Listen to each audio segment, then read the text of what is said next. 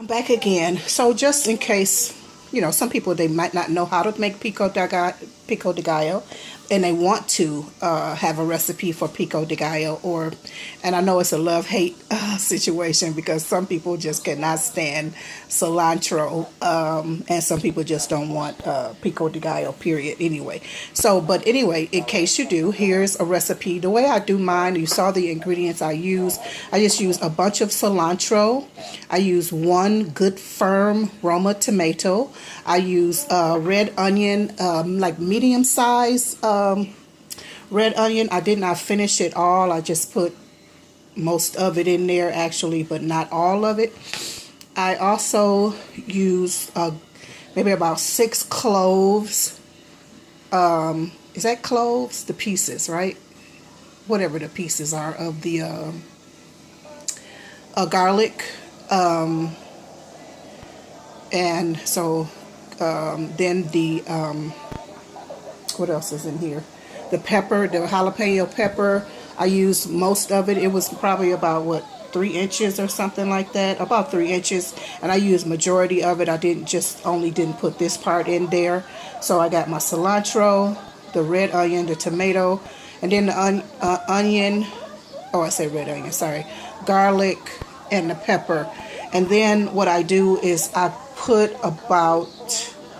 squeeze probably about 2 limes in, and I put a little garlic, Lord help me, olive oil there, and I put a little sea salt and black pepper in. And some people use a bowl. I just put everything in the jar that I'm going to be using, and then I put everything in there, and I shake it up. And that's how I do my pico de gallo, and it works out perfectly for me. Hold on, let me show you how it's going to look afterward. Yep, so I'm back. So yeah, that's a lot of cilantro, I know. I love cilantro though, and I like them thick. I mean, I don't mince them up too fine, or don't cut them up too fine, but yeah, so it looks very good. And what I normally don't do is taste it, so I did taste it before I got back on the camera, and it is really, really nice. So fresh and lovely, just the right amount of spices. And like I said, this is how I do it. This is a large old pickle jar, and like I said, I put everything in there, and I shake it up, and it does well.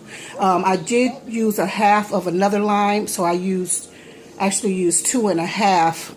Let me see, is that right? Yeah, 2.5 limes. Yep. So anyway, that's how I make my pico de gallo. So give me a moment, I want to show you something else. So my ground turkey is complete. You can see those nice red pepper flakes in there and whatnot.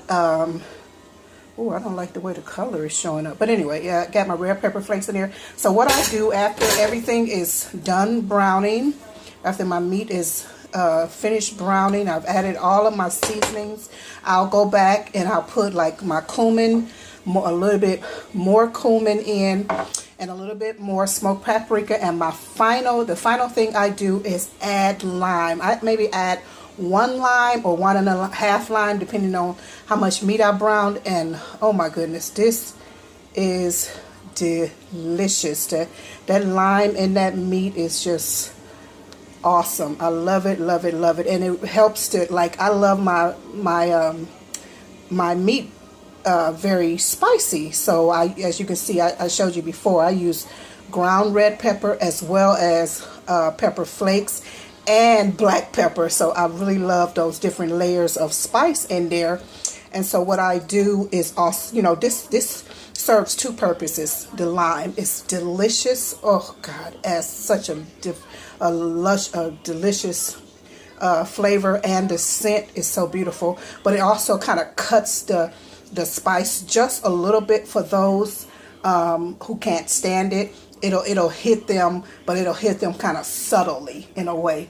So that's why I like to do that. That's twofold. So yeah, just thank you so much for watching. I just wanted to show us today what we were having for dinner. I wanted to find out what you guys were having for dinner and whatnot. So yeah, so this is it, and this is the final. I'm sorry I couldn't plate this, because I know that would be yummy if I would plate it, and and show you my finished product, but nonetheless, it is well. So thank you so much for watching. Don't forget to continue to live a life that is victorious in Christ Jesus and Christ Jesus alone. Encourage others to do the same. This is Saida, the domestic handmaiden of distinction, signing out for now. Love you. Bye-bye.